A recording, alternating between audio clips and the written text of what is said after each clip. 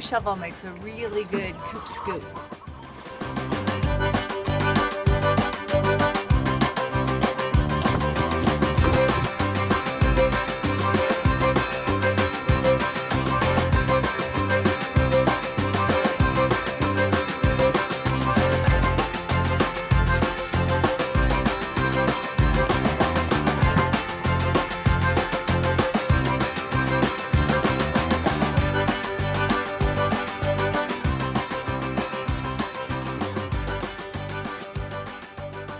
Alright, the place has been mucked out, scraped off, cleaned out. Looks a lot better in here. Now I'm just ready for some wood chips. Does it smell better, Mama? Does it smell better in here? I think she likes it.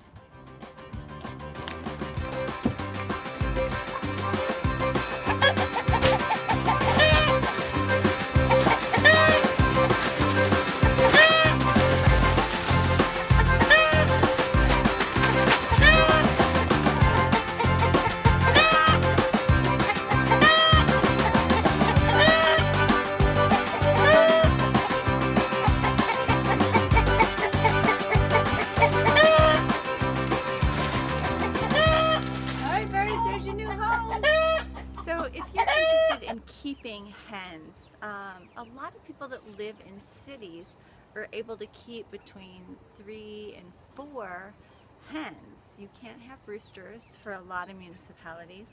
We live in the county, so it's not a problem. And at any given time, I have between 20 and 25 birds.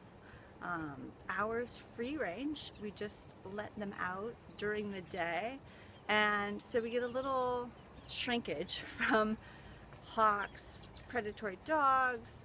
We have a cougar that ripped apart the neighbor's cat just across the street. Bobcat I've seen in the yard. So raccoons, things like that. So I try to keep them safe, but I also don't want them to live their whole life in a cage. I wouldn't want to live in a cage. And so that's just the price of freedom. But what we've done, because we travel so much, is I've gotten some huge feeders and some big 8-gallon waterers. And if I fill 2 of the waterers up, that will pretty much be a 10 to 12 day supply for about 25 birds. And the food, what do I have? I have a big feeder that fits nearly an entire 40-pound bag of chicken feed, and then I have 2 smaller feeders, and if I fill up all 3 of them, we're generally able to get somebody to come over almost every 2 weeks. But because they're laying eggs, you have an incentive to have people come and look at your chickens and keep an eye on them and top up their feeders because they have free eggs. So I like to have somebody come every other day. You don't have to pick them up every day. And if you're out of town, that's kind of onerous for people that aren't in your general vicinity. But every couple of days seems to work out really well for us. This little door right here is the automatic door for the chickens, and it's attached to a curtain rod motor. It's a really simple mechanism. When it gets power, the door goes up. When it gets power again, it goes closed, and it's just on, I think, like a $10 Home Depot timer. It's a really simple system. So when we're gone, we can elect to have the birds out and running around, or we can keep them penned up in the pen. And it just depends. If we're going to be gone for a long time, I will keep them penned in the pen, because if there is a dog or something going on, there's not somebody here to rectify the situation, and I would hate to come home to all of my birds gone. So, but if we're only going to be gone for 4 or 5 days, I'll just leave the timer going and they can come out in the daytime and they just go right back in at night. So they're pretty simple. They're really straightforward. I clean out their coop probably once every 2 months. Once in a while it'll go 3 months and it gets really stinky in there. Wood chips can be used. You can use pine needles. You can use just about anything, and they really don't even need any bedding. But what it does is it just allows their poop to stick to something and I don't have to go in there and scrape it off the floor.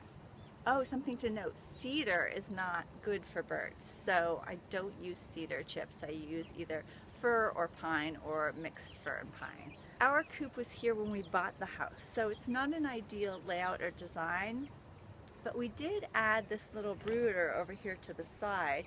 I originally built it for some turkeys that we had so they wouldn't be exposed outside sleeping in the weather, but it's been a fantastic thing for the little chicks. So when they're tiny, I can put in there and put a screen in front of the door and cordon them off. But they can still see the other birds can see them, and so there's kind of a familiarity. And when the babies are big enough, I let them into this outside pen.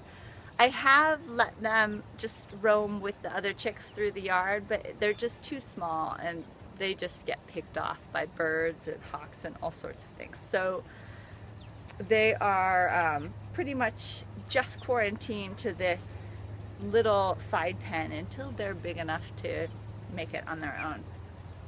3 of the babies escaped while I was filling up their water, so I've got the door open hoping that they'll all go back in today. Like I said, I have about 20 birds, not quite that many, maybe 14 laying hens and a rooster. I don't call my hens, and so it's kind of a sanctuary for old birds, and old birds don't lay as much as young birds. And so I probably am getting around 6 or 7 eggs a day, which is plenty and more than enough for us at times if I'm not baking. So I sell some, I give some to friends. It's a pretty nice treat to have somebody bring you really fresh farm eggs from chickens that are happy. So that's it, that's chickens. If you have any comments on chickens or you want to share one of your chicken stories, leave it in the comments. I love it. And Turbo says hi. Say goodbye, Turbs. It's hot out, Turbo's panting. Say goodbye, Turbs. I'll see you next time. So she's sitting on a clutch of eggs and Turbo has discovered that he can fly up and perch on my boob. Turb, seriously?